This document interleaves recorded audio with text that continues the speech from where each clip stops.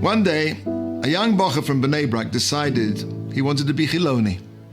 He moved out of his parents' home and into his uncle's apartment in Tel Aviv, a stone's throw from Bnei Brak geographically, but about as far away as Mars religiously.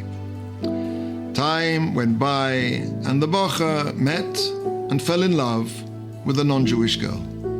He got engaged to her. Now, this was too much even for his secular uncle, and he became very angry with him. But in spite of all the uncle's efforts to get him to cancel the wedding, the nephew was determined to go through and marry the girl. The uncle was at least able to convince this bocher to tell his parents face to face about what he planned to do. The only time that this bocher said that he had was on Shabbos. And he agreed to go back for Shabbos, provided that his parents agreed to his conditions.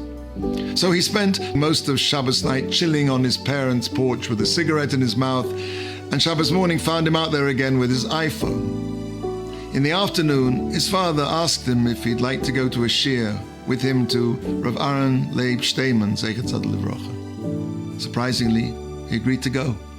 After the shiur, his father brought him over to Rav Aaron Leib. The father told the Rav that his son was no longer Shomer Shabbos. Rav Aaron Leib looked at this fellow and asked him, "How long is it since you kept Shabbos?" 2 years, said the young man. "And during that time, did you have any thoughts of tshuva?" "Yes," he said, "about 4 times. "And each of those 4 times, how long did that last for?" "About 10 minutes. Said Rav Aaron Leib, "So it comes out that in the last 2 years, you had 40 minutes of Mokum Shabale Tshuva Omdim, Tzadikim Gemurim Eino Omdim. For that, I envy you." Good Shabbos. The young fellow returned to his uncle's apartment in Tel Aviv, but the Rav's words would not let him rest. After a week, he decided to postpone the wedding, and then he cancelled it, and after a lot of soul-searching, he went back to his family. Today, he's an avrech. Now, there's something that doesn't quite make sense about this story.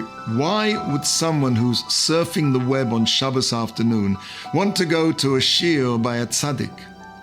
Someone asked him this question, and his answer was, "When I was in Kita Dalet in Cheder, my class went to be tested by Reb Aaron Leib Zitzal. The Rebbe asked that the Rav should give us very, very simple questions, and so Reb Aaron Leib asked questions which everyone could answer. When each boy answered his question, Reb Aaron Leib gave him a candy. And when it was my turn to go in, he asked me an easy question, but I didn't know the answer. So he asked me an even easier question, and I still don't know the answer. And he asked me an even easier question, and then I still couldn't answer. While everyone was leaving with their candy in their hand, Reb Aaron Leib called me over, and he said to me, in Torah and Yiddishkeit, you get reward for effort, not for results. All the other boys tried to answer one question, and they got 1 candy. You tried to answer 3 questions, so you get 3 candies. With a smile, he dropped 3 candies into my hand. Our actions have echoes down the years. A kind word, a smile, a gesture today may save someone's life tomorrow.